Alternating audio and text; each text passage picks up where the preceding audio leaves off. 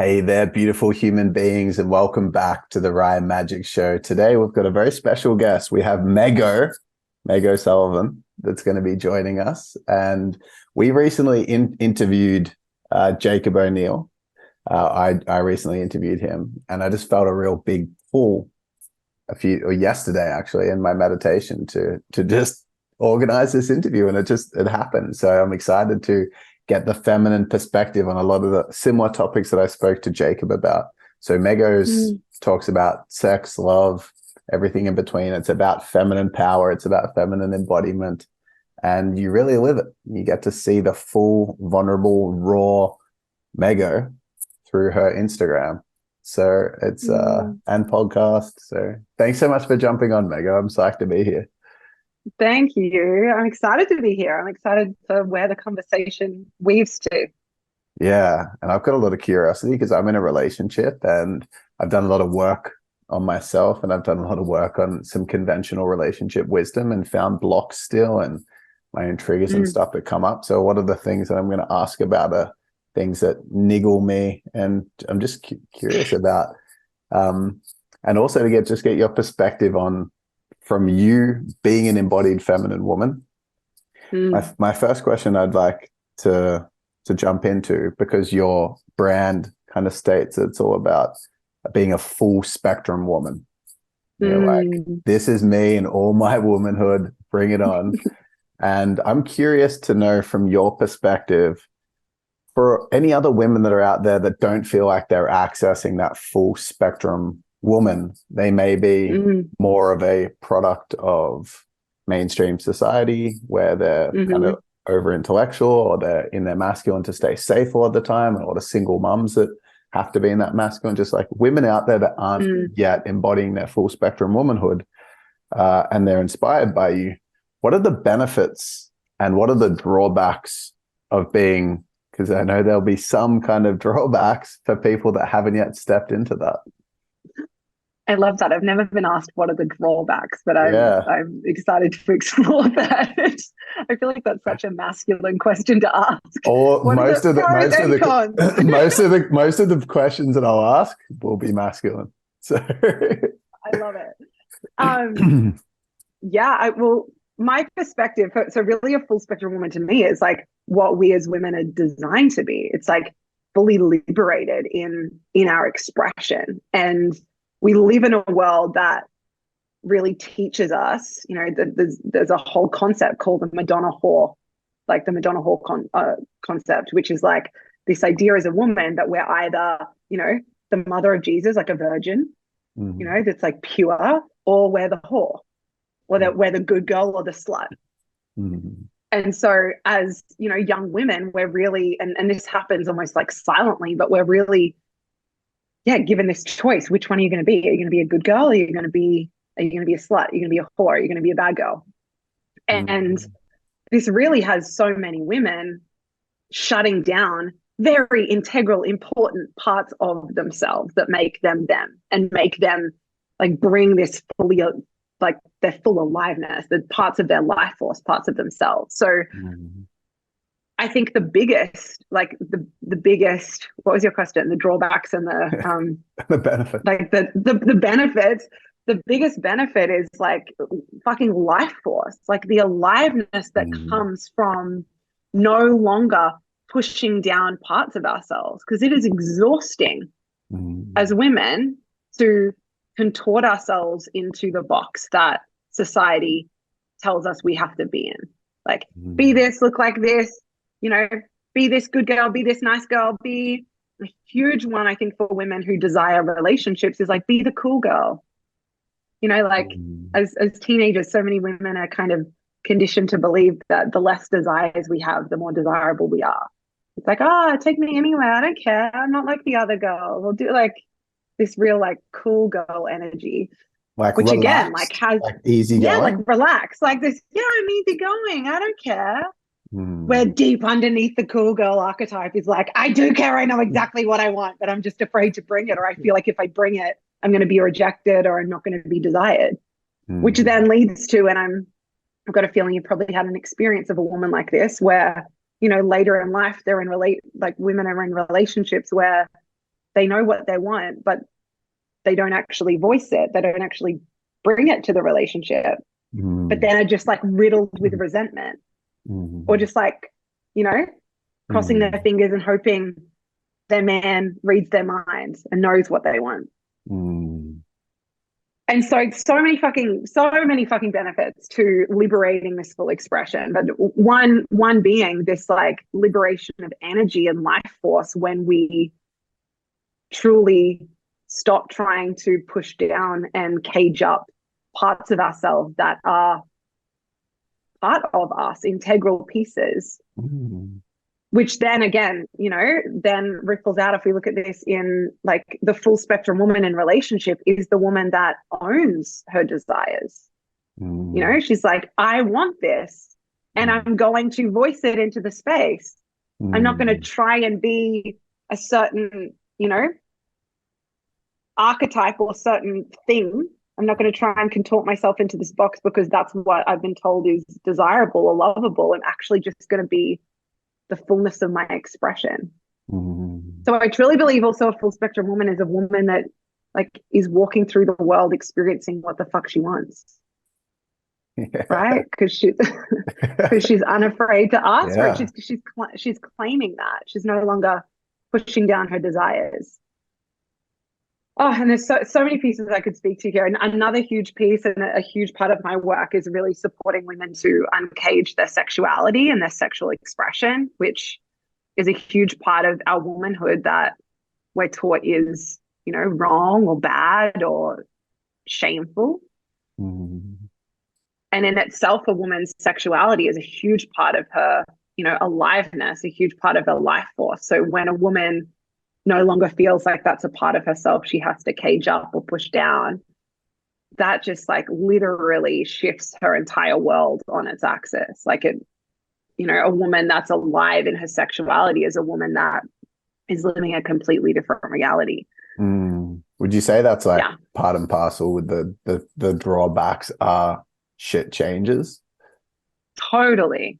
Yeah. And the fear, you know, I think so I work with a lot of women around sex and relationships. And one of the things I get a lot of is women coming to me saying, in relationships, saying like, oh, I can't be in my full spectrum because he won't be able to handle it, or he won't be able to hold me in that.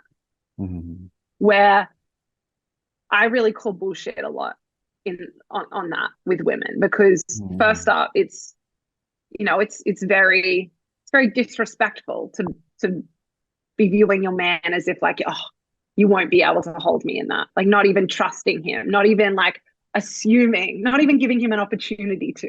It's just already being like, hey, you won't be able to hold me.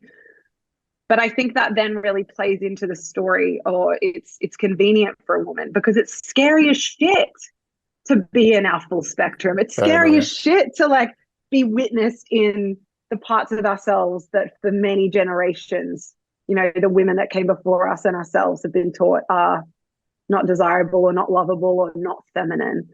So I think the drawback is like, yeah, it's a very fucking courageous path to really be witnessed. And we're probably going to have moments where we're not going to be able to be held, or people won't understand. I've had an experience like this lately with someone in my life, like, you know, me bringing my deep sensitivity and not being understood for it. And that's really fucking painful. And yet I would never choose any other way. Right? So beautiful. Yeah. So the drawback of, potentially being misunderstood or dropped, and also just the courage it takes to, I call women walking this path like chain breakers. Like we're really breaking the chains of, you know, the stories that have been handed down for generations upon generations. So no matter what chain we're breaking, it's like, whether it's, the stories of womanhood, the stories of manhood, whatever it is, health, like it's a fucking courageous path to be the person in our lineage going, like standing up and being like, no fucking more will I stand for this. Yeah, I feel that. My whole work is about courage. And I feel like the most courageous thing that one can do is prioritize fulfillment as the primary objective of their life. because we're taught so linear, in such a linear way, that to prioritize all these other objectives, which are inevitably to try to get to some experience. And so what I'm hearing is, it's like the drawback is you got to be really courageous, but then ultimately you're fighting for the experience you get to have while you're here alive on this earth. Yes. Yes, yes, yes. Yeah. A huge piece I feel that is like one of the cornerstones of my work is, and I truly believe is like the cornerstone of walking the path of the feminine. And also the masculine has its own version of this, but excuse me. That's one. Is really like, yeah. we'll keep score. We'll keep make like score a on the drinking cost. game out of it. Like trusting, I really like teach women to like trust their truth as an asset. And really it's like their truth is always this like compass for their life.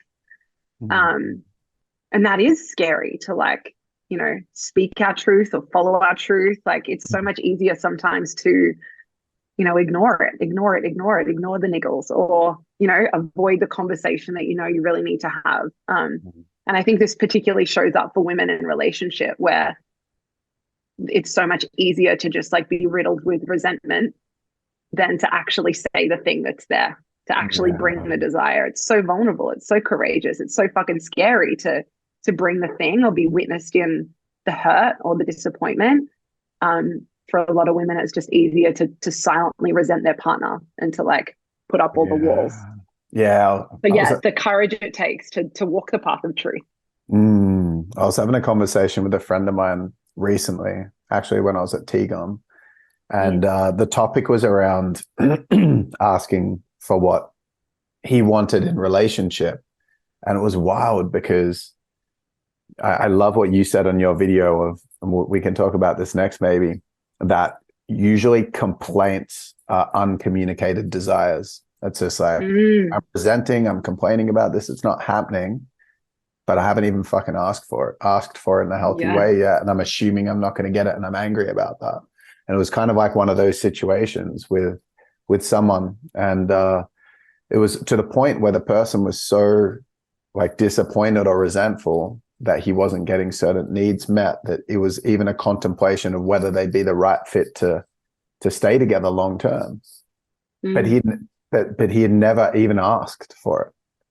So to me, that was, because I've been that person as well, just thought like, it feels so impossible to ask, but I'm cloaking it as it really sucks that I'm not getting this need met. Whereas it's like, it takes so much courage to ask, right? Totally. And like I said before, it's almost more convenient to be like, that person will not, it's not even worth me bringing the desire because they won't be able to meet it, or they won't be able to hold it, or they won't, because then we don't actually have to be vulnerable and be like, here is the desire, or here is the hurt, or here is the thing. Like often it is a lot easier to just be like, you know, to create those walls and to convince ourselves that person can't hold us, but or meet the desire. So yeah, I think at its core, like I feel like at its core the practice of relating is simple. You know, Jacob and I talk about keeping the channel of the hearts clear, and that being like one of the core parts of relationship as a practice. Yeah, the practice of relationship, the core tenets are simple, but that doesn't mean it's easy. It takes courage and deep vulnerability, and can be really fucking challenging sometimes. Yeah. When I hear the energy, I need to cough at the same time. It's contagious. Like two sicklings just on a podcast, lighting it up for the audience. Thanks, listeners. So some of your videos are just the passion, the fire of like, you know, as a full spectrum woman, you need to speak your truth. Like if you're in the dating and you don't, not settling and going after what you want and just saying, this is what I want and this is what I know that I deserve, and speaking that truth and having the courage to say it, even if you feel like you're going to vomit or pass out by speaking it.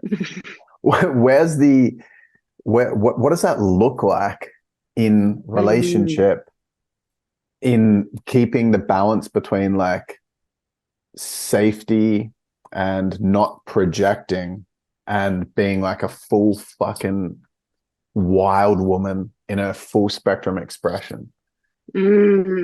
I love this question because I think the nuance here is like so important.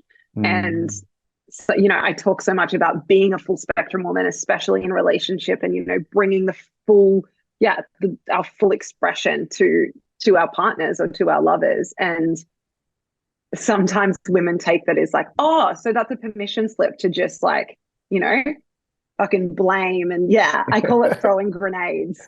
And yeah. the idea of like, I'm going to keep the walls around my heart and I'm just going to throw projections and blame and like all of these things. So it's like Mm, throwing grenades. With that, like that is not being in our full expression. Anytime the walls are up around us, really we're trying to create, or we are creating separation. That's not a bid to create deeper intimacy. That's mm, I want to win this, which again is like one of the core pieces of being able to move through tension in relationship is dissolving this idea that there has to be like a winner and a loser, and really like meeting in that place of like, hey, can we here together decide that this moment gets to be a portal to deeper connection? Can we hear, even if we're like, there's rage and there's pieces here and we're not too sure like how we're going to get through this, but can we decide here in this moment that this is going to be a portal and we're going to move through to the other side feeling more deeply connected? That's mm. one of like the most game-changing practices in relationship. So what can that look But like? Yeah. yeah, do you want me to swing back? Do you want me to answer that Yeah. question or swing back? Yes, Yeah, please. Yes, please. the first one. Yes. Yeah. Okay. So I think in terms of like what it means to be a fully expressed woman in relationship or to be in our full spectrum, for me, I see it's not projecting. So it's not, if we're feeling a rage or like a hurt, if we're like disappointed, let's say like, I always use this example, say that like Jacob has said he's going to be home at 6 o'clock, but it's like he gets home at 8 o'clock. And I'm feeling really disappointed or like dropped. Maybe I had like in my head planned the whole evening out of him being home, or like I'd cooked dinner and I feel like hurt and disappointed. And he comes home and as he walks in the door, I'm just like, you said you'd be home at this time. And like I can't trust you. And or maybe it's I give him the silent treatment and I'm like, Mm, not, just like waiting for him to get that I'm angry. But if we're mm, looking at that projection piece, like if I'm just like yelling at him and like, you did this and I can't trust you, that can be that like projection, walls up, mm, where being in our full spectrum is like not denying that there's like rage there or there's hurt there or there's disappointment there. But instead of trying to like throw that or take that feeling out of our body as women and like throw it at our partner, mm, it's like, can I actually like open and reveal that? mm, Like instead of trying to get it out and give it to him, can I actually just let him witness me and my hurt? mm. So what could that look like?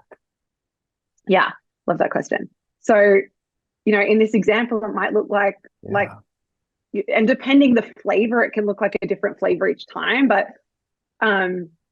sometimes if there is rage in my body, I like to say to Jacob, like, oh, I'm feeling lots of rage. There's lots of rage in my body right now. Like, oh, and I might even like, my face might kind of like scrunch up a bit, or my hands might be like this, Mm, but I'm feeling lots of rage in my body right now. Right. Like, oh, yeah.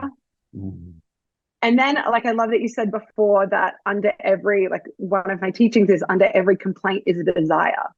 So it's like, mm, yes, we can be in that. It's like, oh, I'm feeling lots of rage. And then, but then also like looking for the desire underneath that, like, mm, I'm just realizing that I thought you were going to be home earlier. And, I actually had envisioned tonight being a night of like feeling really deeply intimate or lying on the couch together and just chilling and cuddling. And like, I didn't get to experience that.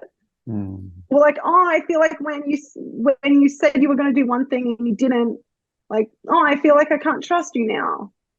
mm, This like this sharing and being in it, but not necessarily, throwing it at the mm. person or trying to project that rage, but really this more revealing and letting someone into our experience than trying to almost like push someone away with the projection of our experience.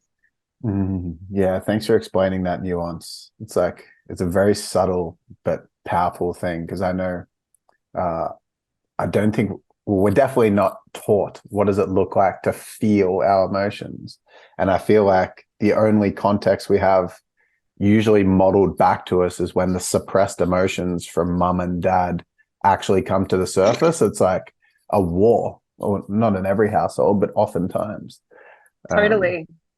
And I Mm, think this is such an art and like a practice. And when you said before, like, how do we not project? I think it's like, I think there's always going to be little bits of projection. Not always, but especially when we're learning this art form of like relating with our hearts open and mm, really like in this deep practice of devotion. If we're trying so deeply not to project, we kind of like go into the head, especially as women, when the art of revealing happens in the body.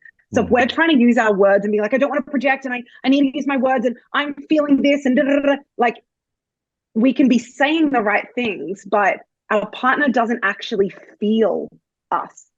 mm, Like he doesn't actually feel the depth of like the hurt or the disappointment or the texture of rage or, mm, you know, the grief or the sadness or whatever it is. mm. And so something I really teach women is like, can we let go of like trying to get the words perfect? And can we actually just practice like letting our partner in that moment? You know, Mm. like what are you feeling? Can you just, you know, let him feel that, especially in like in the body. This is what it really means to be an embodied woman, like Mm. letting him witness the embodiment of that. If you're saying I am upset, but like you're just sitting there rigidly, like, oh, can you take a few deep breaths and like let that upset or sadness like come alive in your body? Can you let him witness that Mm. instead of trying to cage it up and use the words? Like it's we the feminine is an energy to be felt. She is a felt transmission. And this is how we are so deeply received by the masculine, when we let ourselves be felt without Yeah. trying to put that into a formula or put that into a cage so it makes sense. Yeah. And that does make sense to the masculine. Right. And I've had, you know, there's been experiences where, you know, back in the days when I was like first you know, playing around with these concepts. And I was very much more of the mind. And I would try and use my words to get things across to Jacob. And then I remember there was one situation where, you know, he was going through a real challenge in his life. And I'd kind of like tried to talk to him about it. But then there was just one night where I really just like broke down and I let him feel how much pain I was in by witnessing him continue to choose something that he was choosing. And that brought him alive like nothing like ever did. Like him seeing my hurt instead of me just saying I'm disappointed or like, you know, trying to use my words, but actually revealing like, ouch, this hurts, and like letting him witness me deeply in that. And this is where as women or feminine beings, our emotions are like such a superpower. They don't, yeah, they are in service to the relationship so deeply. Yeah, I noticed for me as a man, like I just get massively activated and just feel like so much desire to lovingly contain and protect. Like as soon as I see that come alive. However, I do have some sensitivities and like some of my own kind of undeveloped masculine capabilities where sometimes I can be overly sensitive. And if there's too much projection in there, then I kind of close off and get defensive. So Mm. yeah, I noticed that massively. And of course, and I think this is where, you know, this is you get to be, and this is where Jacob has really refined my transmission as a full spectrum woman. It's like when you notice that projection as a masculine being, you get to hold the boundary.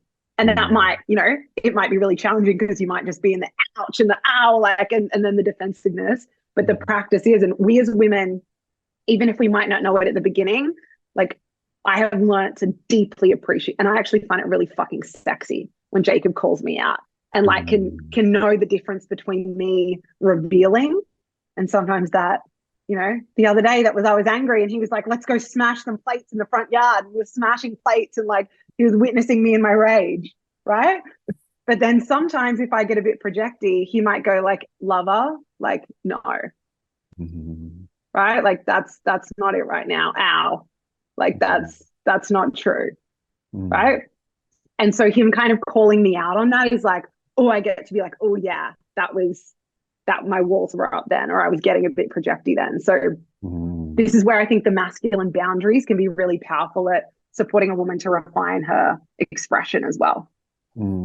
Yeah, that's beautiful, really. And I feel like that's a strength of mine, but it doesn't always come from like love.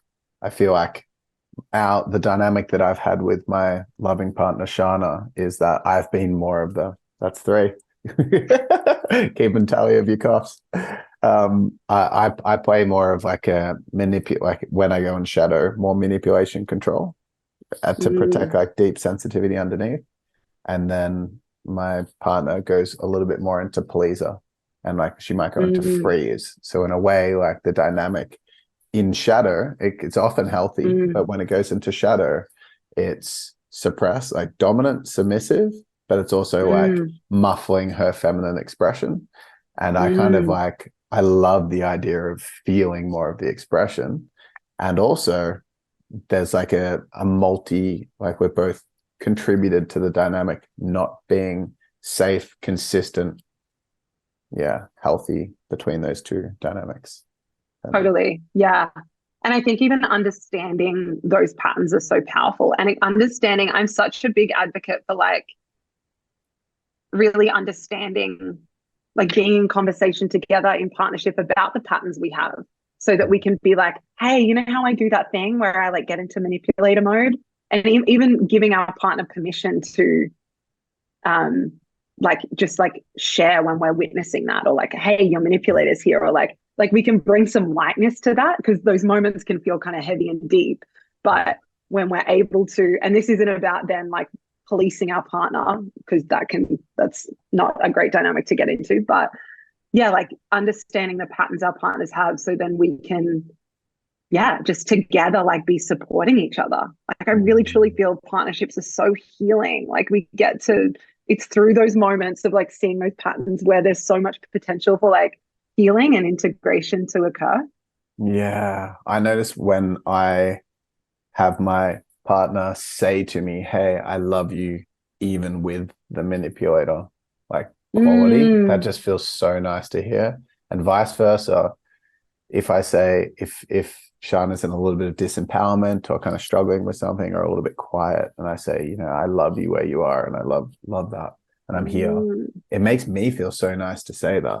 And I know that it feels really nice to give and receive that. It's like, we're imperfect, but we're here and we love each other in the imperfection. Yes, I love that so much. Yeah, not making any part of our partner wrong, like even those parts that hurt, but being able to, bring our own love to that too. Yeah. That doesn't mean we can hold a boundary and we can share that it hurts, but also not withholding our love from our partner in those moments. Yeah. Or at least that's a practice. Totally. So in the episode with Jacob, I kind of like noticed how much, because I didn't know him super well when we did, it was kind of like a new, fresh connection before Tigom and whatnot, because we both did Adam Kavanagh's wilderness experience. That's how my God, how great. Yeah, it was awesome. So one thing I noticed is he kept calling you lover, hey lover. And now I know that it's just what he calls you. But back then I was like, hey lover. And I asked him about it on the podcast, and he kind of gave me some insights into like why. And I'm just curious to know for you, like how does it feel to be called lover? Yeah. And what does that do I to the love that relationship? question. Yeah. And I haven't actually heard, I'm curious. I feel like I know what his answer would have been around like, you know, the role that we like to like remembering that role as lovers. Because it's so easy to, you know, we've been in a relationship for 9 years and like have lived together for a long time. So, and work together. So it's so easy for, you know, our lives to intermingle so much that that role of lover, that role of like the person we're intimate with can kind of, get blurry sometimes. So Yeah, I feel like for me, being called lover is always that. I even feel giddy just like thinking Yeah, I can about him feel it. calling me Yeah. lover. Yeah, and he calls me that every day. We were really talking about that the other day, that I don't think he'd ever call me Meg. Like, it's weird if he calls me Meg, and I'm the same. I hardly ever just call him Jacob. I call him my man. Um, Yeah. so yeah, there is like a giddiness and I feel like there's also like a claiming. Like, I feel really claimed in that name and him calling me that. Um, yeah, and that might not necessarily be with the word lover, but I feel like lots of different couples have their own kind of name, and I feel like having a bit of a nickname, there is kind of like that energetic. I feel like as a woman that it's like, oh, this man is claiming me. Like, I'm the only one that he calls that name. Yeah, it definitely feels different to other pet names though, because like babe, Mm, cutie pie. yeah, we're not. We Yeah. like yeah, definitely. Okay, yeah, but yeah, and so I feel like it is him reminding, and I don't think I'd really thought of this on almost like the deeper levels of that, but I feel like it is just like almost like this subconscious programming every day to be like, yes, this is the role we play for each other. We are lovers. We He's are lovers. We are NLPing lovers. you. Yes, everybody's NLPing me. I love that. I'm going to go tell him that after this. So I good. love it. It's good. Do you, Priming me for great intimacy.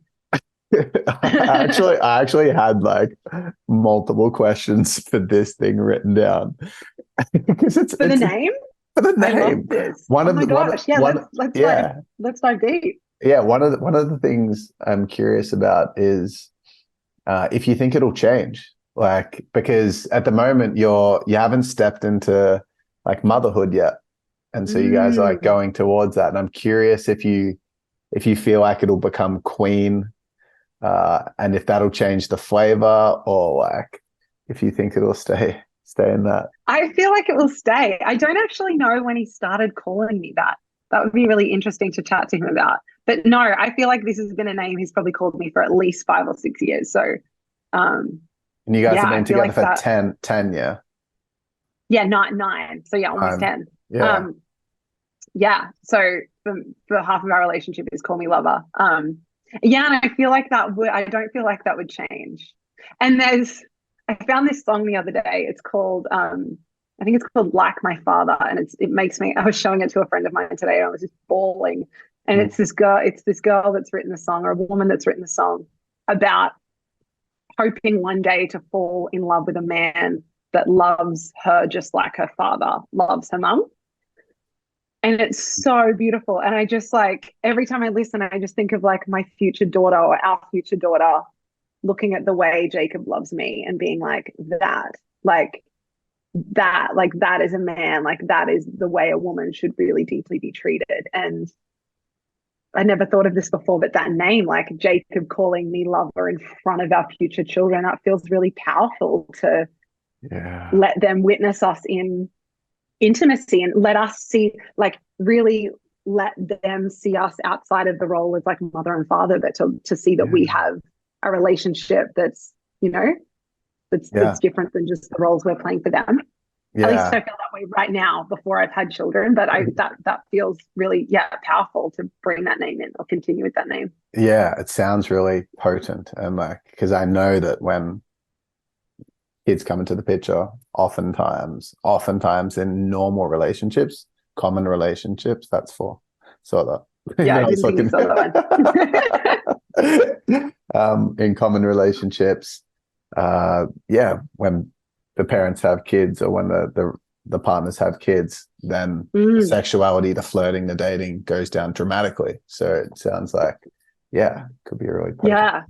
I'm so excited because Jacob and I run a podcast called Sex, Love, and Everything in Between. And I'm so excited for how we're going to serve when we do become parents. Because obviously, like, I'm not naive to the fact that, our intimacy, our sex life, our entire relationship is going to shift deeply Yeah, and deepen, most likely. And like, there's going to be that can be a portal to a lot more depth. And, to be able to witness him as a father, I'm sure is going to have me deeply expanded in love for him.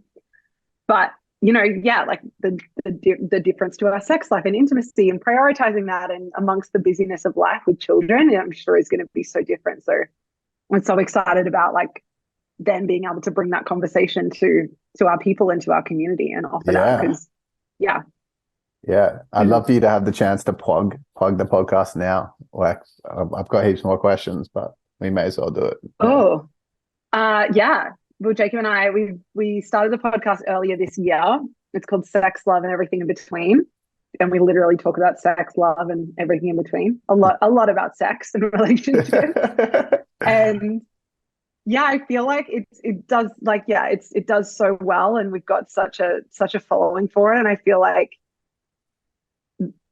one of the biggest reasons why is that we do offer that, like, both of our perspectives, and it's just like a real raw conversation every week between, you know, a husband and wife around like the reality of being in relationship, and the reality of like really deeply being devoted to the practice of a relationship. So we take people very deep into the, you know, the intricacies and the reality of, like, you know, little moments of tensions we're having, or, you know, the sex we're having, or just like really giving people real life examples of how we navigate relationships and how we deepen into intimacy every day. So yeah, we love creating it too. It's very fucking fun. It's very just raw, unfiltered, and yeah.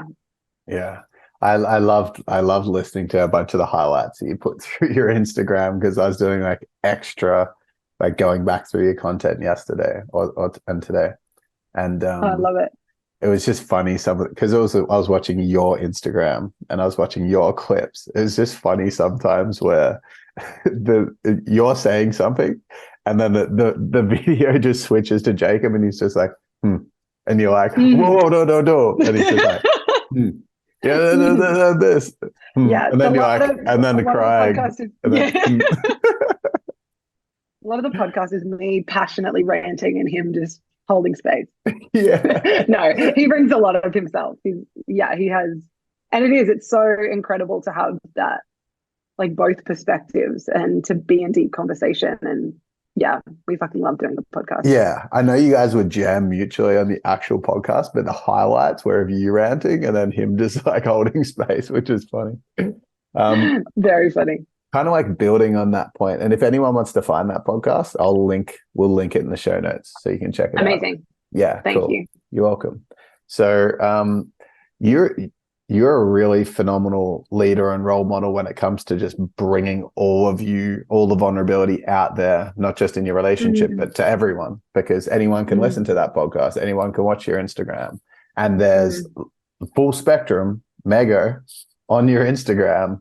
There's you like stripping, there's you like anger ants, there's like all the things that are on there. And so your full spectrum's on there. And I'm curious to know, for any of the other women out there that want to be full spectrum. I know not everyone has to be full spectrum through their social, but I think it's a beautiful example of how you bring yourself to all of your life. And I really want to hone in on how have you gotten rid of the shame or the fear around being full spectrum woman in a, like, with your family essentially, or with Jacob's family. Like, he's calling you lover if you're at a Christmas thing and he's like, hey lover, and like your family are around, and maybe, I don't know if you have siblings or your parents, and like, just how have you been comfortable with, like, you know, I saw one of your videos, you had like cross nipple tape on and you're like, first time I stripped with Jacob, and you're like, your family will be seeing this stuff. I'm just curious. Totally. Jacob's mum follows me. My mum follows me. They see everything. Yeah, which is like, I want to know how what's the transmission? Were you nervous about it initially? Did you get through it? Yeah. Yeah. I'm just gonna cough. Okay.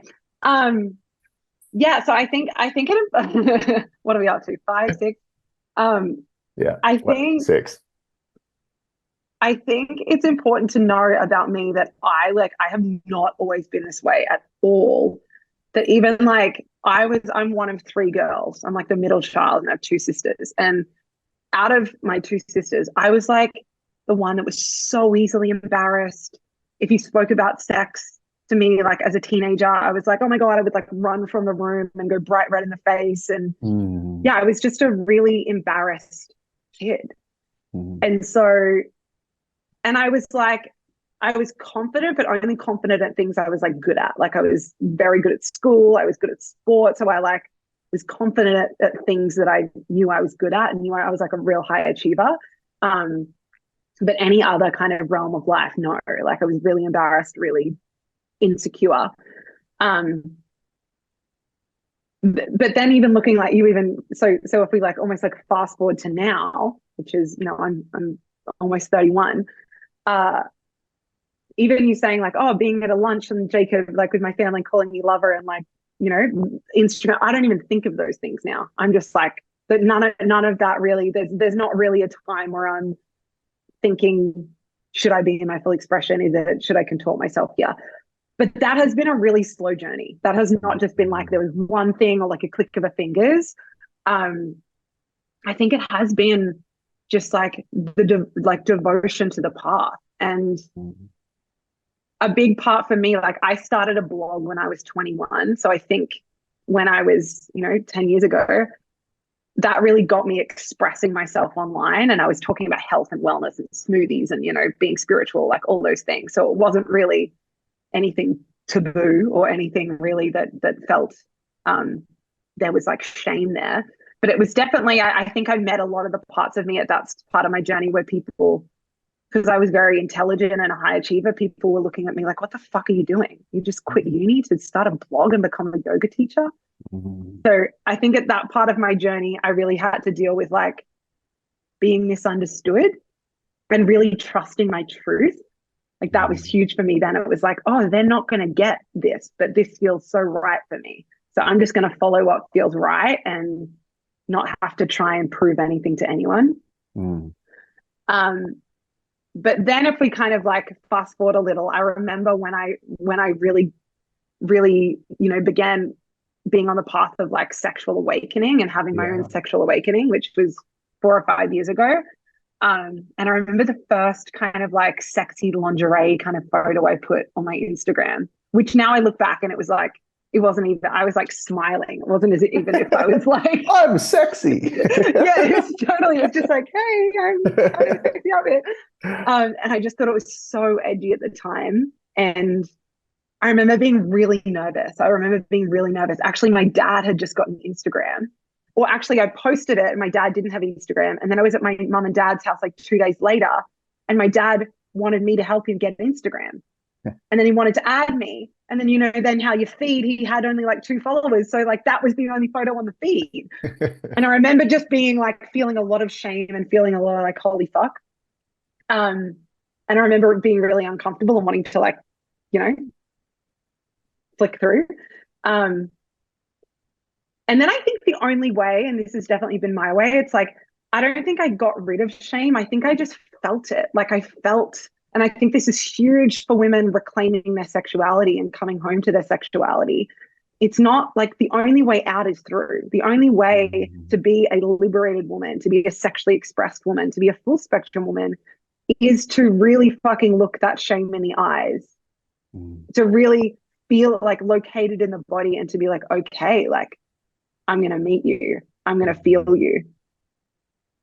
And so, and that can be gritty and that can be, and that can happen. Like for me, I love the practice of self-pleasure. Like a lot of feeling shame happened in my own self-pleasure practice or my own dancing in my room and like uncaging my wild slut. I got to feel the parts of me that were like, this is scary. Or, what are people going to think of you? Or, you shouldn't move your body that way because you're not that kind of woman. Like I got to feel that in my own practice and in my own body.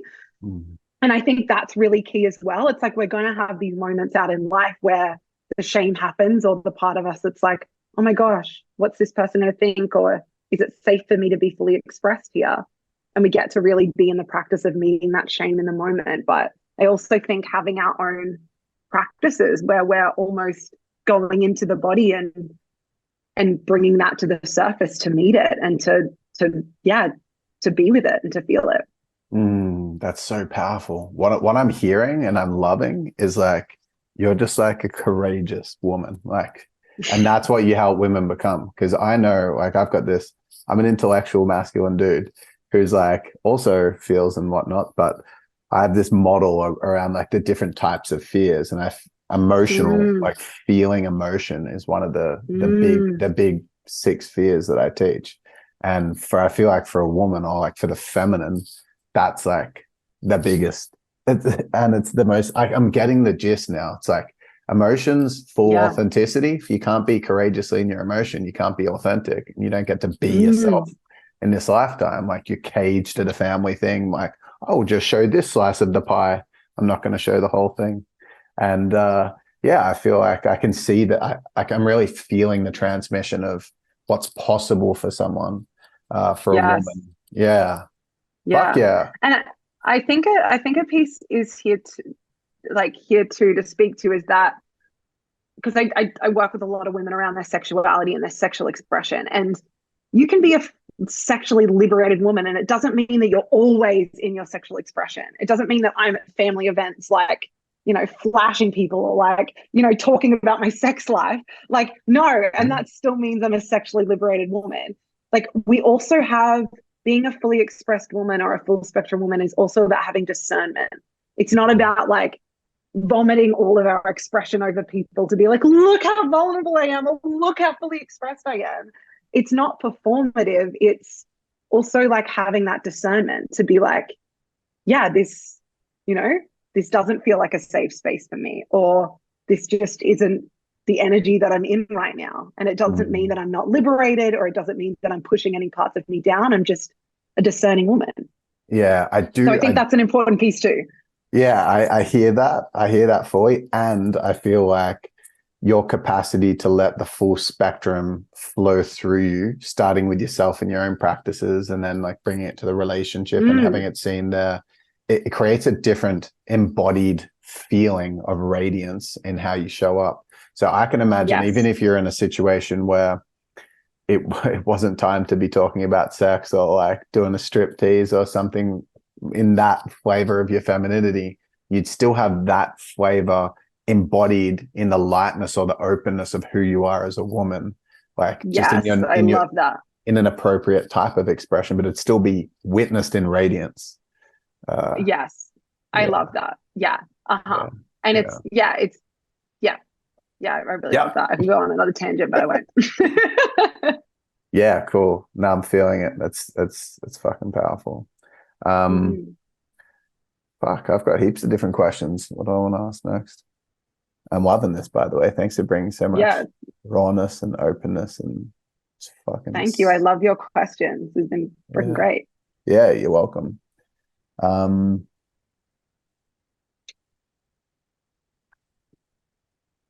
oh yeah, right. This one feels juicy. What's something that you don't feel like you kind of that you still ebb and flow in terms of knowing within yourself, as a truth in your view of personal development or your view of feminine embodiment or your view of life? Like, just curious to know like an area that you don't feel Mm, like you've figured out yet. That's like something that you're like, well, I kind of feel this, and then the universe shows you something different, and you're like, mm. fuck, I thought it was this, but no, it could be this, and then it kind of flows back. Like, is there anything that you could think of that's Oh, like an clarified area that you still wrestle with at the moment? I don't know if this will be the exact answer to your question, but I feel like, and I'm almost taking this question as like, yeah, for me, it's almost like what's an edge right now for me in this work of what almost like, yeah, I don't know if this is your exact question, but Yeah, I trust that though. That's awesome. okay, yeah, because I feel like for me, I grew up as such a good girl and like a people pleaser, and I was like middle child, like, you know, two sisters, really loud. I was just kind of go with the flow, easy going. Like I've always been easy going, easy going. And so a big part of my edge of like, and I've had a situation in the past month, which has so deeply challenged me in this and so deeply been an initiation in this, is to like potentially be the villain in someone else's story. Oh, And to, and it's been like heartbreaking and it's hurt every part of me to have someone misunderstand me and to mm, not be like, like to hold a boundary and to potentially have that person think that I'm a bad person, where every part of me just wants to go, please, this is why I did this, and this is, please understand me, and please this. And I can just still feel the parts of me that so like it hurts to potentially have someone think I'm a bad person. I think I'm, the villain in their story. And I know that, like, I feel like men would feel this way, but I feel like as women, we are deeply conditioned to people please and, be good and be kind. And I'm just seeing how much of an edge that is for me and how much of an initiation that is for me in my life right now. With the initiation part, like, what do you think the impact of that will be? For you moving forward? Even I see it because Jacob and I are moving towards, in the next year or so, like choosing parenthood and to become pregnant. And I feel like this is almost like my initiation into motherhood, to be like, can you fucking hold a boundary? Because can you like reclaim your energy? Like, how much energy are you wasting trying to have people understand you, trying to have people perceive you in the way you want to be perceived? And like almost life being like, you're not going to have motherfucking time for that when you're a mother. Like, So let's clean some shit up now, and let's like really practice being that woman that is so willing to just go, okay, that person has that story about me, and I'm still going to hold this boundary, and I'm going to still, own my truth in this. Fuck yeah. And I feel like that, I love, and I'm sure, you've done gathering men and men's work, and I feel like that's so initiatory, and you speak about initiation so much. But I see that like, and this has been an initiation for me because I've chosen to do the thing that felt really hard. That felt courageous. It's usually really easy for me to like lean into a conversation with someone and be really vulnerable. But almost this was my edge now to like actually say no, like this is the boundary. So that was, I feel like when we say yes to an initiation, we're truly, becoming a transformed person, something completely different. Yeah, I feel that. I've thought about that a lot as a dad as well. Just the idea that my insecurities are just going to be like shoved back in my face for any of the pleasing parts where I'm scared to be told no. Like, I could be in public, not in a stage in my life where I'm being fully authentically expressed.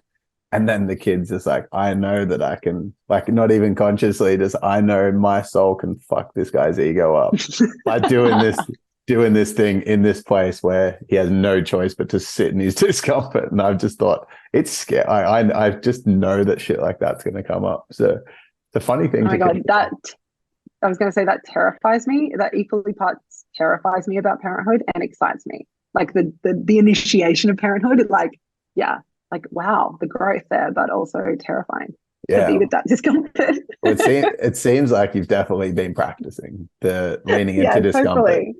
For a long time. You too. Thank you. I'd like to circle back to something that you mentioned that I'm curious about, which is self-pleasure. Because I've done a lot of self-pleasure. I've done a lot of pleasure work in tantra. And when I was single for a while, I was like doing it a lot more, being in a relationship for the last 18 months with like a healthy, consistent, vibrant sex life. It's not something that either of us do at all, actually. And I'm just curious to know, I'd actually like to deflect away from myself and just talk more about women. Because I'm curious to know whether you feel like is it important to keep a self-pleasure practice if you're in a relationship? And what's the impact of that? And even speaking to women that have never really had a consistent self-pleasure practice at all. I love this question. I think I want to start answering this by really almost like distinguishing the difference between like masturbation and self-pleasure. Because I see masturbation as, this practice we go to, or this way we meet our body, where it's like, there is a goal here. The only reason I'm doing this is to get the thing I want, which is like a climax or an orgasm. Right. And would you say that it's a short-term gratification based goal? Totally. It's like, we go for the, and there's nothing wrong with that. There's, that there's there's nothing wrong with that. And the practice of self-pleasure, I see as the practice of really meeting our body instead of like, I want something from you. There's a goal here. I want to climax. I want an orgasm.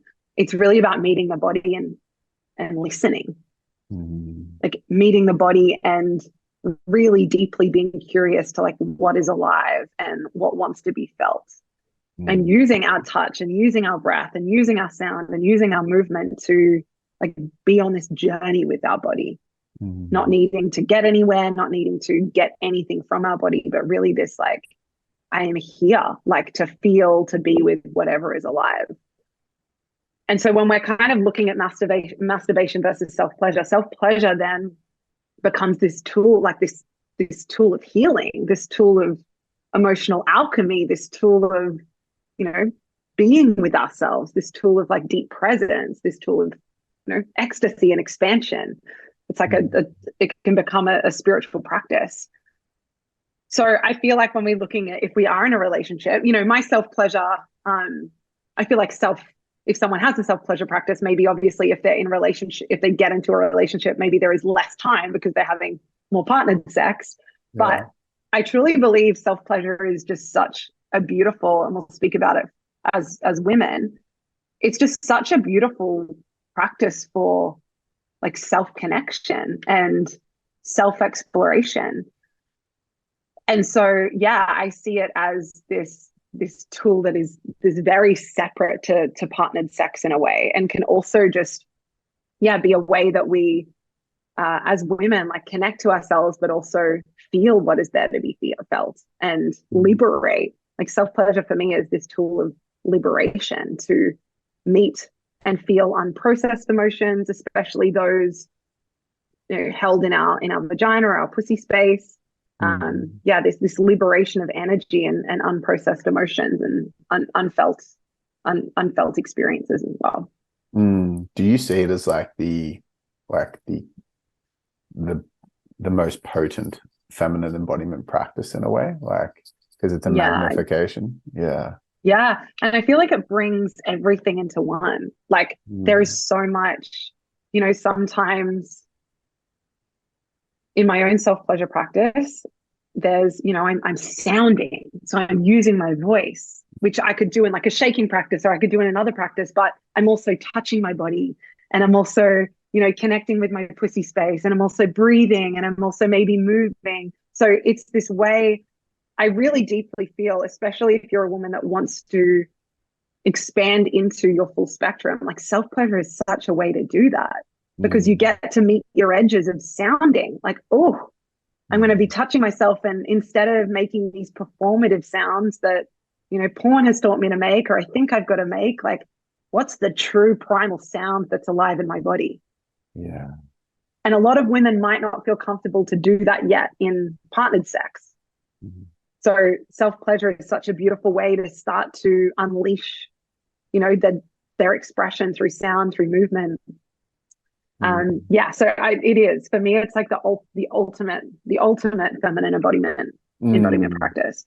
Yeah, I feel like it's worth reflecting from me as a man that anytime a woman that I've been with has had the courage to authentically express, it's always been so much more of a turn on than the conventional. And any inauthentic sounds have always been such a turn off if I'm connected to presence. Just so, I'm curious. And it's so huge. I was just going to say that's so huge for women. I feel like sounding is like one of the biggest edges, whether it's in or outside of the bedroom. There is so much that, you know, is held in a woman's throat, like, you know, inherited trauma. You know, for thousands of years, women's voices were really locked down. So it is one of the scariest fucking things for a woman to sound and let that kind of like primal nature through in the bedroom. So I really feel like a woman starting to play with that and unleash that in her own practice, where she's not like, what is he going to think, or what is she going to think, or what's going to happen, to play with that in her own practice creates such a level of safety. I'm loving this theme that's come through on this podcast around like having your own relationship with yourself, and it feels like centered around self-pleasure and self-expression, like with oneself. being like the primary core relationship, and then expanding out to the union, and then that expanding out to like the world, just feels like such a beautiful and powerful like way to view it. Yeah. Fuck yes. And I Yeah. just want to bring one more piece there, because I feel like self-pleasure is also, and this was my journey Yeah. with it, and I see this for so many women, that a lot of the time we as women have been taught that our like sexuality is for a man, and that, with that this is just like the culture, right? Men want Yeah. more sex, where our body is for a man, like men enjoy sex more. And so to really like self-pleasure is also an act of rebellion and an act of reclamation, to be like, hey, I'm going to do this for me, and I'm going to reclaim my own pleasure. And wow, like I'm going to actually explore the magnificent, like, like sexual masterpiece that is my body, and really reclaim that, and realize that, yeah, this is for me. Sex isn't something I just do for someone else, but really like learning as a woman to be turned on for ourselves, and not just for someone else. It's, yeah, such a reclamation, and I think such a necessary part of then having a really powerful sex life with a partner. And I'm sure you felt that with women, like a woman that like is turned on for herself, knows her sexuality in her own body, is a different experience to a woman that isn't yet on that path. It's so different. It's so different. It's so awesome. I love this. I love this conversation. I love sex. Question, because in my dynamic, I'm very every time Meg coughs now, it just cracks me up. You're crushing it though. You're crushing the coughs. I have a big feminine side and a powerful masculine side, but I've practiced a lot of feminine expression in tantra. I'm curious to know your perspective on masculine masculine expression, like woman feminine expression in sex, because I can sometimes like dominate the scenario by being like the vocalist of the situation, where I'm like moving, and my partner's so supportive and so unconditionally loving in this space. But it definitely feels like I have like a really, like my expression is so loud, and so not always, but it's like I can access, and I've practiced because I've done lots of sexual embodiment camps and one-to-one sessions, and practiced a lot of tantra stuff, that I feel comfortable in my feminine. I'm just, and I'm definitely more in masculine. Like masculine's definitely more my natural thing that I enjoy being in sexuality, but I also love expressing a lot in my femininity. I'm curious to know what your perspective is. I'm going to start with sexuality, but I want to move it towards just like general life. Yeah, masculine, totally. feminine, men, woman, and yeah. I feel like, this is another topic I'd love to bring a lot of nuance into, because I think there is such like dogmatic teachings around polarity and the masculine and feminine, and these teachings sometimes that can make us feel like wrong if we're a man that's in his feminine or expressing in that way, or if we're a woman that is in her masculine. And yeah, I just think anytime we're feeling like we're broken or wrong because we're like using those teachings, or like, I just think we're kind of generalizations, beyond the point.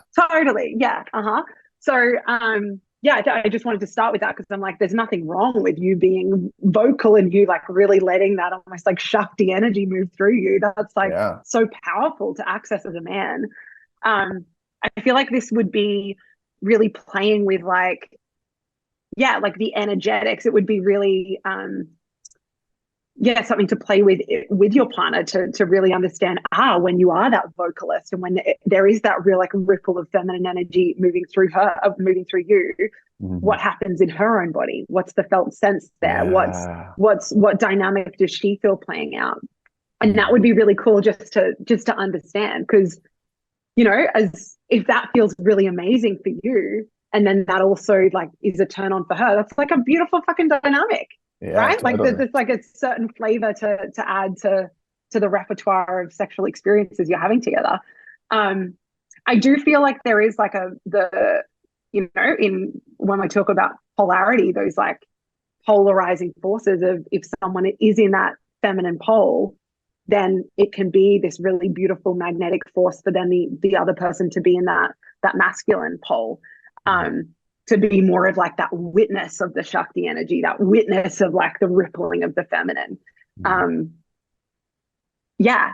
And then, but yeah, I feel like this can really play out in different bodies, and we can switch that up. I feel like in, like, when you said you're really comfortable and you're masculine too, what I know in my relationship and a lot of the couples and women I work with is that we as humans are usually more at home in one essence or one expression, which is where we're probably going to see more of our sex play out in that dynamic.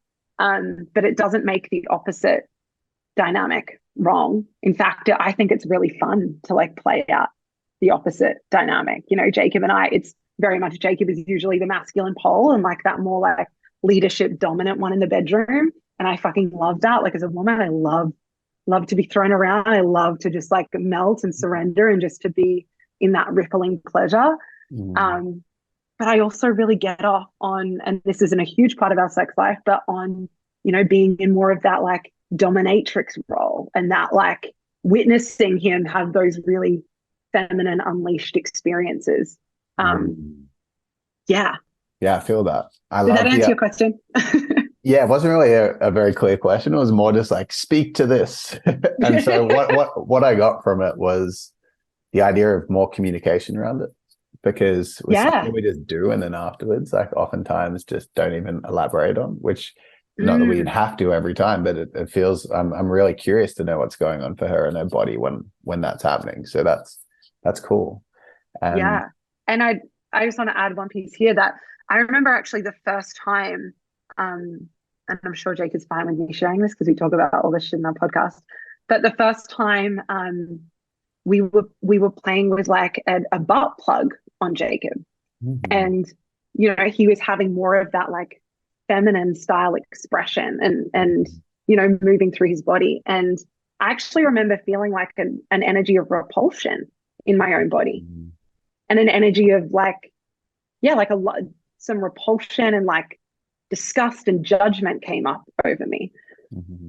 But that was so beautiful to just like be with, and then to actually share that later with Jacob, and to express that like, wow, I know that the truth of me doesn't feel that, but wow, this is some internalized, you know, belief that that's wrong. You shouldn't be enjoying that. Or it was, so it's, I think this also staying open. I think this is so important in, you know, partnered sex, is to really create a safe space where we can bring those moments of, oh, I felt judgment, or I felt repulsion, or I felt closure, or I felt this. And to really, I think a partnership where that is welcome is a partnership that, you know, anything is possible in sex, and the most expanded states of sex can happen because you're willing to meet each other in those spaces of, this is wrong, or there's disgust, and you get to liberate the shame and then go to even more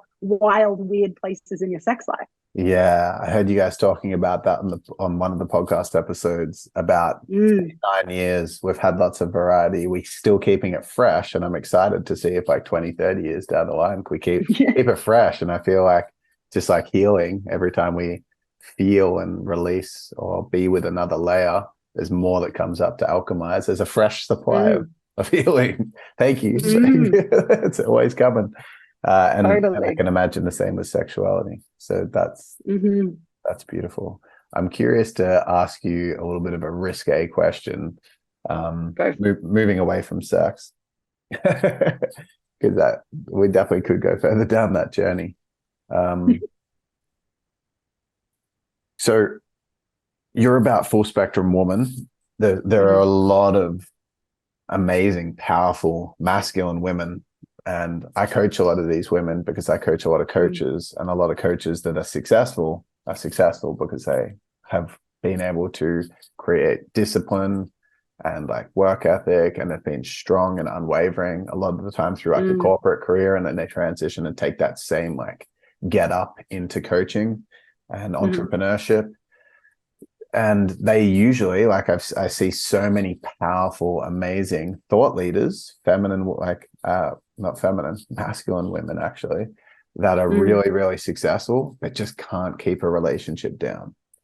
And they Mm. can't meet the one. They're always meeting feminine men, but they want a Mm. really masculine man, like a real, like, Mm. I just, what you spoke about either on this podcast or one of the videos I was watching, I feel like they're blending together of like, Mm. he can't hold me. Like, it's just, Mm. it's not that there's anything wrong here. It's more just, or like to develop within myself. It's that I just haven't met the one that's strong enough to hold me. And I'm just curious, Mm. because you hold that perspective of, well, women's lives are going to be more amplified and there's a shit ton of benefits to being a full spectrum woman. These masculine women aren't full spectrum women in their expression yet, from what I witness and Mm. what I know. I know what's going to be going on behind the scenes because I've met so many of these women and I understand emotional, relational dynamics and whatnot as well. What's your Mm. perspective on all these like the women in there that are so strong and their whole lives are built up and set upon their Mm. identity? Everything is connected to a driving masculine force within themselves.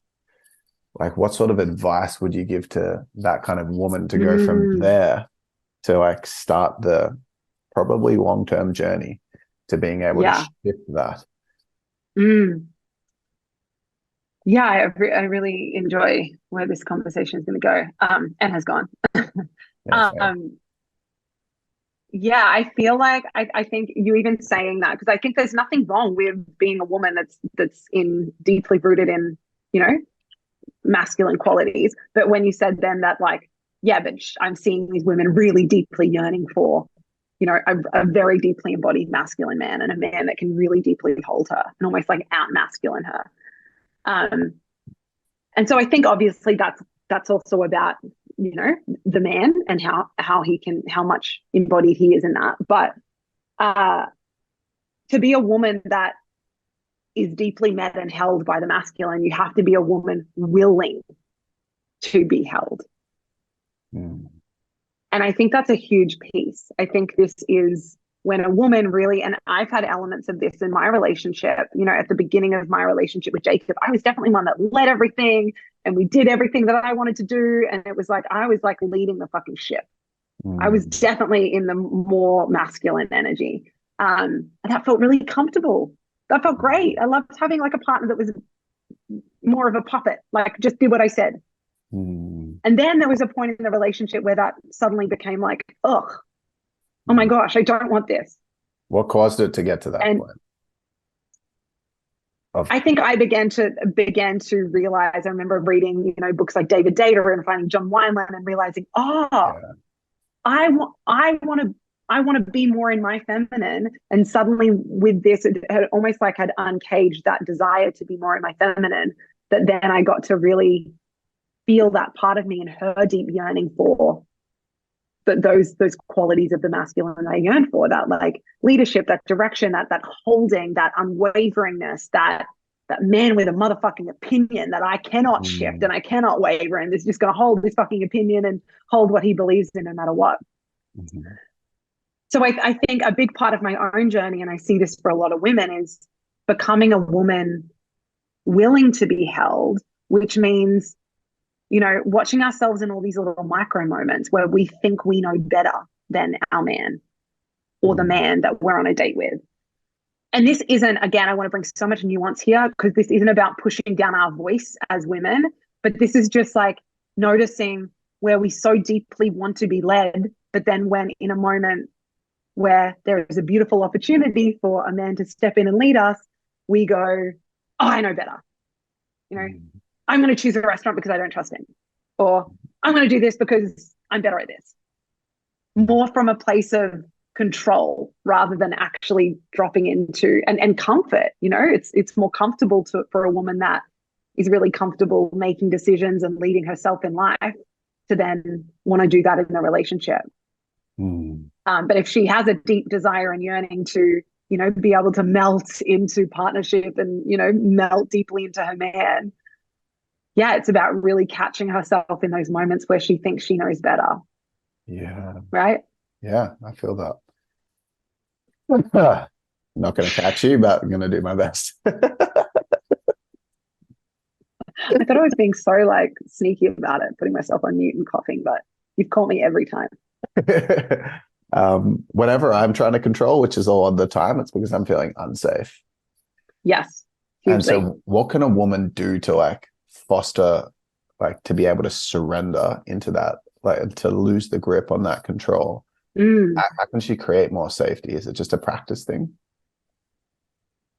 I think there's a piece around like something, and I've spoken very passionately about this on Instagram and online before, is that what I don't like about the dogmatic polarity teachings is when, you know, there's teachings that telling a woman you're being too masculine, you're not surrendering. But Mm. sometimes a woman's lack of surrender is actually just her being discerning as fuck, because that Mm. isn't a safe environment for her, or that isn't a safe man for her to surrender into. So I really just want to bring that like nuance into the conversation, because if a woman is struggling to surrender, sometimes that is just actually her truth. Actually, Mm. that inner, just like that part of her that's like, fuck no, this isn't the space, Yeah. right? Yeah. But also the catch 22, or the challenge here is that often you to know that discernment, you have to be such an embodied woman to be anchored in that. Mm. But yeah, and then another piece is, yeah, that sense of creating her own internal safety, you know, creating, and if she does discern that this is, you know, this is the safe man to practice surrendering to really see it as a practice, right? To not feel like she has to, like, you know, surrender in every moment and be this, you know, like not rushing herself. This can be like a really, really tender, like slow process as well. Um, yeah, but I think, yeah, creating safety, like trusting the person that she's surrendering to, or choosing that with. Mm. Um, and then I think it's a lot to do with like being in her body as a woman, Yeah. you know, because a woman that's in her body is a woman that's in her head is a woman that has learned not to trust her body and not to trust life. And so Mm. when a woman begins Can to you say take that? that Can you say that? descent, Can you say that again? Sorry to cut you off there, but I feel like that's so no, potent. I love it. A woman that is in her head is a woman that's been taught not to trust her body and not to trust life. Mm. And so when a woman begins to descend into her body, right? So this is through self pleasure. This is through, you know, breath work. This is through like really like, yeah, feminine embodiment practices. When she learns to like actually take up space in her body, first of all, she will become more discerning, because every fucking woman is like, has this bullshit meter within her. She is discerning as fuck. So she will know, like, yes, it's safe here. No, it's not safe there. So when she lands in her body, she'll like, that discernment will be on fire. But then when she lands in her body, there is also going to be this like, oh, there's like a deeper safety in taking up space as her and landing in life, right? And she has practiced, like for me, again, this is where self-pleasure is so beautiful, because it's also about practicing, or through the art of self-pleasure, a woman can practice taking the shape of surrender, taking the Mm. shape of openness, and finding safety in opening in her own practice. Yeah. And so then in her relationship, and I got this line from Jacob, but Jacob says, when a woman surrenders, she's not surrendering to a man, she's surrendering to, you know, the feminine pulse within her. Mm. And I think that's so important to distinguish as well, is that this isn't a woman going, oh, I'm going to surrender to necessarily a man's leadership. Yes, to a certain degree, but it's more like, oh, I'm going to surrender open to myself. I'm Mm. going to surrender open to this moment. I'm going Mm. to surrender open in my body. And so that's more around a woman's journey of being in her body and Mm. creating that safety in her own practices, which again, self-pleasure is so beautiful, because self-pleasure and really any feminine embodiment practice is going to show a woman all the parts of her where she doesn't feel safe. It's going to show a woman the parts of herself where she grips, where she holds on, where she doesn't feel safe to let go. Yeah, thanks. That was so beautifully put. And just that model again that's coming through of like practicing with oneself and then taking it to the Hmm. relationship or the courting, the dating scenario, and then to the world. It just feels like such a beautiful piece. I've never even thought about Mm, that before, but it's so clear. And mm. yeah, I'm really curious to drop in on the on what feels like the final stretch of our chat for today, even though I've got Amazing. so much stuff that we could talk about. We'll have to do Um, a round two at some point. 100%. I'm sure we'll have many rounds over the years. But with your relationship, because you do have a really inspiring connection where Jacob's done so much work to step into his masculine more, and you've done so much work to surrender into your feminine more. And you guys have an open, honest communication, and you've both done a lot of work on your own journey through growth. Mm, You've got a beautiful relationship, and we can see that. We get the shadow and the light, and we hear about it all. But you've got there over a 9-year period, and there were dynamics and times where it wasn't flowing, and I'm sure there wasn't as much confidence. You're now married, you're committed to each other for life mm, until death do mm, you part. And I'm sure there were times where there was doubt, and there's times where there was judgment on each other. mm. I'd love to hear about some of those parts of the story as a way of shedding light on that for the listeners and viewers who Yeah. may be in a dynamic where they as the woman in a heterosexual dynamic aspire and can feel like, whoa, look at what Mego's doing. Look at how she's holding herself and feeling herself and knowing herself. And then some men that might look up to Jacob and go, wow, look at the way that he's leading and creating and building. Mm, I don't mm. feel like I'm where Mego is, and I don't feel like my partner is where Jacob is, or vice versa. But how could they like, yeah, just I'd love to share about the journey of like growth together to Yeah. that vision that they have. I think that's such an important piece because with online, it's so easy to just, and this is one of the reasons why we started our podcast, because we're like, we want to bring people in on the reality and the rawness and the fact that there's no such thing as a perfect relationship and that relationship is a practice. And yeah, one of the biggest pieces that we share on again and again is that, yeah, like our dynamic was not this at the beginning. And I was definitely, more in that like masculine, like follow me. And Jacob was such a nice guy and like, just I didn't really feel his backbone for the first 3 or 4 years. And he just loved, that was just where he was at in life. He was just go with the flow, whatever. And that was the dynamic. So yeah, I think one story I'd love to bring is about, because I was very clear. I was only 21 or 22 when we met, but I was very fucking clear on what I wanted. I was very much into Abraham Hicks. Do you know Abraham Hicks? Yeah, Yeah, I totally. was very into Abraham Hicks. So I was like, listening to all the videos on relationships, and I was very clear that I wanted to call in a relationship, and to have someone that was really willing to grow with me and be on this like really unconventional path with me. And so Jacob and I met he worked in an organic store and I was a customer for like 9 months, and it was a big, long love story. But about 6 months into us dating, there was just a few things like I just wasn't feeling his drive and his passion for life. Mm. Like I wasn't feeling that he wanted the same kind of level of growth as me. And that was like just unbelievably important to me at the time. Um, and I remember calling him up. He tells his side of the story that he was in his parents' house in a small town called Weewar. And he was like literally naked about to get into the shower. And I called. And I basically called saying like, hey, like I love this. And I've loved our time together. And there's like, I want more. I I really want to grow with someone, and I want to, yeah, I really want to grow with someone, and I just don't know if you want the same things as me. And I was really, and I look back and I'm so proud of how I had that conversation. And I think it was very much based on how much Abraham Hicks I was listening to, because they were very much taught around like, you know, like don't attach to the form. And if that, there's something, I was just Yeah. very like, oh, like I love this man, but also I know that I'm not going to try and force him to be something he doesn't want to be. Yeah. If it's not him, I know what I want will be out there somewhere. Um, And I really just like almost like put our relationship on the line, not from a place of ultimatum, but like from a place of like, hey, I would love it to be you and I would love you to grow with me. And I fucking love this. And yet I don't know if you want the same things. Mm-hmm. So he was naked, about to get into the shower. I've got the Um, picture. I've got the picture. yeah, totally. Everyone's got it.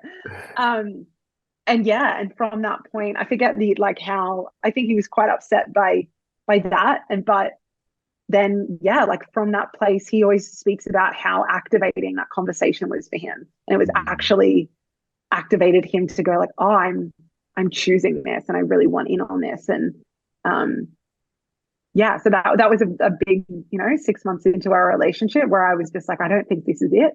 Um and yeah, and there's probably not any more moments throughout our relationship where there was a lot of doubt, but definitely moments where things were hard and challenging and we had to really lean the fuck in and things felt gritty and messy. And, we had to have some big conversations, which I think is something we're just eternally devoted to in our marriage now, is like the willingness we will push nothing under the rug. Like we are so willing to lean in, knowing that that's the only fucking way to deepen intimacy and to deepen with each other. It sounds like you really communicated your truth, and that's what I hear you talk about a lot in terms of like what it means to be a powerful full spectrum woman, is just like being it. It's like you want the full spectrum, you want to have this saucy laugh, speak your truth. You have to speak your truth, and it sounds like you did it with like discernment and an open heart as well, even though it was so long Yes. ago. And I think, yeah, I was talking about that with Jacob recently, being like, wow, I think I nailed that. Like, I was still had my heart open then, and as I spoke that truth, and yeah, and I think I think if I had one piece of advice for women, like who, want to deepen in partnership or want to feel more fully met in relationship, it is to begin to practice that transmission of like opening your heart as you bring the truth, not hiding it behind blame or like what your partner's doing wrong, but learning to just like be witnessed in your hurt, like ow. I always say that, like, yeah, like those moments of ouch in relationship, can you bring them, and and again, not from this place of like blaming your partner, but like, ouch, that hurt, like ow. And when we learn to like own the ow, and then also to look beyond the ow and go like, oh, what do I desire? Oh, he didn't keep his word. What do I actually desire? Oh, I desire to be with a man that is really in integrity. Oh, okay. Can I express that? Or I desire more quality, like whatever the desire underneath that ouch is, or that complaint is, that needs to be our devotion in relationship, to not hang out in the ouch and to hold our partner in the ouch and blame them, but to go beyond that and to be able to really share the desire, because that's great fucking information. That's what the information our partner needs to like love us better, and vice versa. Yeah. I love the quote that you can't do a don't. So if it's like, well, you're not doing this and don't do that. And it's like, you can't do that. Like, I don't know what to do with that. It's just like, don't be this. Cool. But it's like, you can't do a don't. I've never heard that before. I fucking love it. yeah, it's really powerful.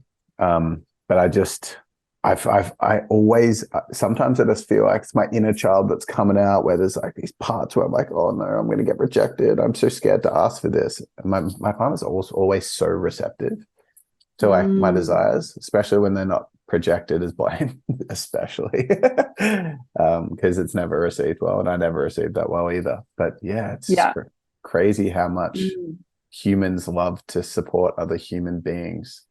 Yes, and that vulnerability, like even you saying your inner child is coming out. I'm such an advocate for like even just like being witnessed in that. Like, oh I can feel like the part of me that is really scared to say this thing that I want to say. And like just even prefacing hard conversations with that is so beautiful, because then it's just like we get to take a deep breath. Our partner realizes, oh, this is hard for the person I most deeply love. Okay. And there's already this posture of opening, instead of like coming at our partner with the walls up and the throwing of grenades.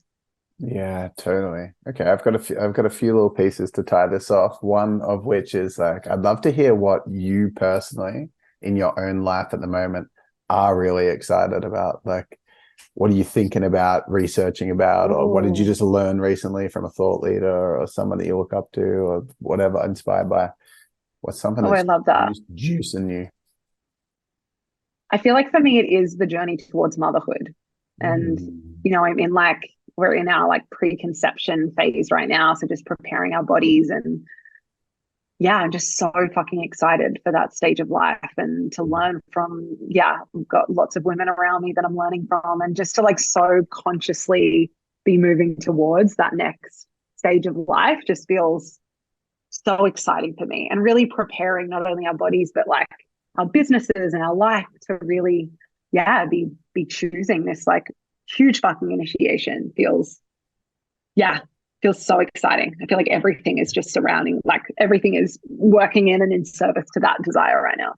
Yeah, I can imagine that you feel like super impressed. Well, I'm curious to know how you feel like knowing or seeing Jacob go out and like lead the gathering of men with 150 people, like there in his power leading it versus that conversation that you had like Oh my 8 years God. ago, 9 years ago. Even like 3 or 4 years ago, there was I shared at the beginning that where I really like shared my hurt around something that was, you know, there was when he wasn't really owning his power and wasn't really, believing in himself and the work he was doing. And I really just like shared how that hurt because he was a powerful motherfucking man and I wanted to see him really shine. And I think that was like 3.5 years ago. And to see, to see what he's creating and to see him as a visionary. And I've always seen him as that.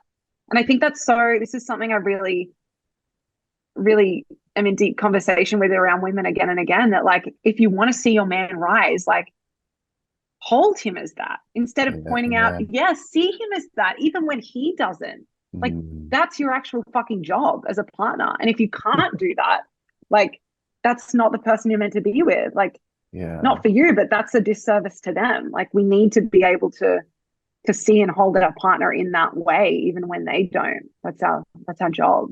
Yeah, I love that so much. So it's like if you can see your partner's potential and you really have it, then fuck, you've got it. You've got what you need. But if you can't, then Yeah. fuck off and like find someone that you Yeah, can. Yeah.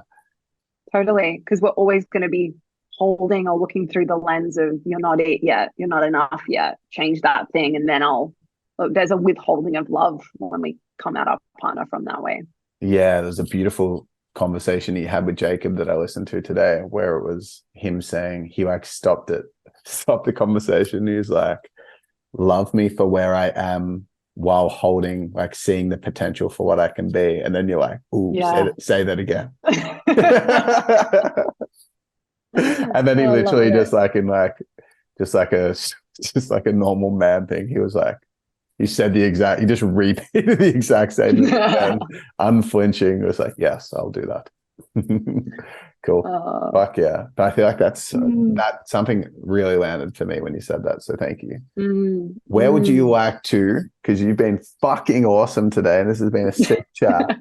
Where would you like to direct people who have been like, yes, I've loved listening to Mega. I want to know more about her programs, Yes. social. Where would you like to direct them? Best place is Instagram. So I'm at the.meg.o. And then also our podcast. So podcast is available anywhere you listen to podcasts. And the podcast was called Sex, Love, and Everything in Between.